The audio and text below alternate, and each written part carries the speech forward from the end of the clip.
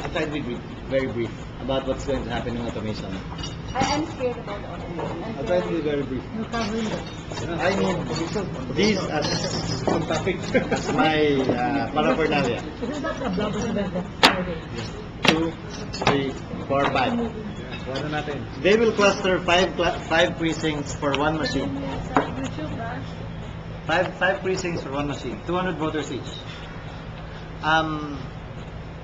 80,000 machines ang in-order nila, 2,000 backup. So, ano mangyayari sa botohan? Ganito. Boboto sila 200, lalabas sila ng presinto, at pipila doon sa isa pang room, hopefully nasa gitna, para personally ilagay yung ballot doon sa machine. Pag nalagay na lahat, yung teacher magsaswipe ng card, code, tapos botohan. Swipe another card, code, transmit. Print out yung parang resibo sa grocery, sa cash register. 32 copies. Ganito ka nag-isip. Parang fax paper, good luck, kumabasa, kumarawan, kalimutan mo na yan. But that's not even the problem. So, first, do we have enough time at tinime in motion na ba nila yung pagboto ng mga tao? Not sure. Boto, pipila ulit, pipila para bumoto, pipila ulit para gano'n. I computed it. It took me 8 minutes to fill out the form. The ballot. The ballot is approximately 23 inches long. Yes. Back to back, font 10. Yeah. 10!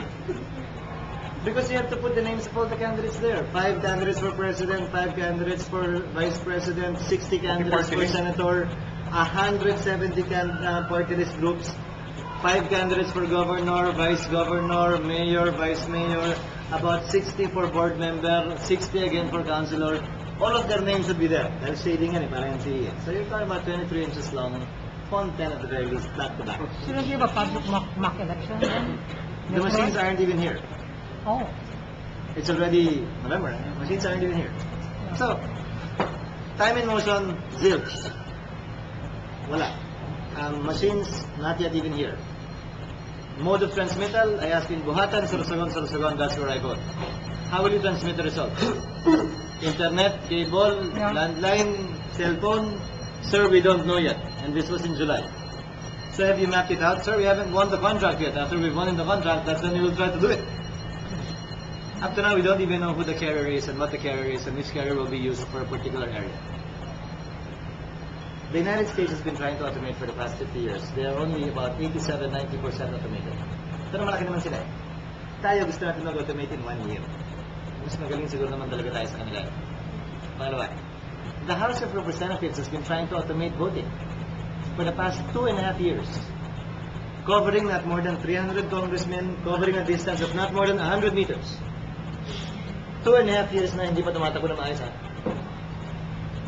Ito gusto natin gawin more or less 50 million voters apari to hulo in 1 year. Third, actual debate sa Senate. Sabi ko, Chairman, tinanong motion study niyo na ba ito? Sir, bakit sir? May ilang question kasi ito sa pagboto. Paano pag sumobra yung binoto mong senador, imbis na 12, 13 yung nasadingan mo? Paano kung yung konsehal, 8 lang, sama na sadingan mo? Paano kung yung board, 2 lang, 3 na sadingan mo? Hindi pwede. First answer he gave. This is on the floor, ha? Sir, invalid lahat ng boto sa senador pag sumobra. Invalid lahat ng boto sa bukal pag sumobra. Yes, yes. Tumayo si Senator Biaso. Chairman, mali yata yan. Dapat, kung senador, first 12 lang ang bibilahin. Kung bukal 2 lang, first 2 lang. Kung konsehal, first 8 lang. Yung pang-siyam, yung pang-13, yung pang-3, wala na. Huwag na yung over. Second answer ng COMELEC, yes sir, we will do that. Tayo si Senator Pimentel. Chairman, teka muna. B ang apelido niyan eh. Ako P ang apelido ko eh. I know. Pag first 12, first 5, mababa si alphabet. So dapat, i-program niya yung computer na isusuka yung balota para i-correct ng botante yung boto niya. Burahin niya yung sobra. So time in motion no, May checker pa yan. naman. Yeah. So, yes sir, Ganun ang gagawin namin. Yes, man. Tumayo si Senator Zubiri. Teka nga muna, sir, man. Saan batas ba nakalagay na dapat alphabetical yan? May batas ba nagsasabi dapat alphabetical ang listahan? Ito naman, it's true. And pag ina-arrange tayo sa eskwelahan ng elementary at high school tayo, it just happens alphabetical. Is it even in a manual? It should be arranged alphabetically. So sana yung maganda ang apelido, kunyari Estrella o ano para katabi mo. Hindi. Sabi niyo nga naman ni Melo, there's no law. So pwedeng random. Pwede. Ako naman yung tumayo. Chairman, tinamin motion ko yan. It took me 8 minutes to fill it out. Alphabetical. I know where to look for Zubiri. If I want to vote for Zubiri. I just look at the bottom of the list. Kung ira-random mo yan, mas matagal bumoto ang butante. Sir, assign na natin sila ng number. Para, pag nangangampanya sila, lagay po nila sa poster nila, sa tarpaulin nila, Zubiri, number 11. It's parang American Idol. Ito parang, yeah, vote blah 5. Sabi ko, chairman, hindi mo basketball to, utang na loob.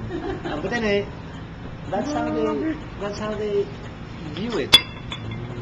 It violates what laws, which the Supreme Court said is okay. Secrecy of the ballot. Kaya nga pinagbawal mo ang carbon paper sa loob eh. Para hindi malaman yung binoto mo at hindi magamit sa vote buying. Eh ito, lalabas si Butandi eh. Eh yung mga watcher, naglipa na rin, ipapakita lang niya oh. Kaya lang oh. Aren't they supposed to be from Comelec, the watchers? No, from the parties, from the candidates. I thought they're not allowed anymore. No, they will be acknowledged, recognized. Pero from the candidates, they're all entitled to have watchers in the precinct. But not in the planning. It's No, in the VDI. maglalabas siya sa room eh. Because, ang original plan nila na hindi na naisipan, yung machine at yung 5 precincts na collapsed all in one room. Eh wala namang classroom na ganun kalaki sa bawat cluster of precincts eh. At pag ginawa mo yun, it will take voting 18 hours. Kasi 10 voting booths lang eh. 10 voting booths in one classroom na rin yung machine. So, in and out yung tao. Senator, I went to one of the hearings ng Comelec sa Senate, and they showed this diagram wherein by batch yung mag-fill up. Yung last, the people nearest to the machine filling out their ballots, hindi sila lalabas ng kwarto according to the diagram. That was the original plan they had. Until they realized there is no classroom available that big. Until they realized na nung tinamin motion nila, di ba, when you vote, typical classroom size, 5 armchair lang yun eh, na may takip. 10 armchair na may takip eh. So, kasya yung machine doon. But, one machine for 5 precincts eh. So, instead of 200 voting in one room, you have 1,000 voting in that room. So, how long? At any one time, assuming tuloy-tuloy ha, on the minute, by the minute. So sabi, hindi pwede. Ihiwalay natin yung machine sa kwarto. Yun na yung latest nila, ihiwalay natin yung machine sa isang kwarto. So they now have to step out the room and go to the machine. So up to now, hindi pa rin final yung process ko. Wala pa. Lalabas pa rin yung Source code nyo ay pamili. Sir, I think binigay na nila sa CSS yung source code.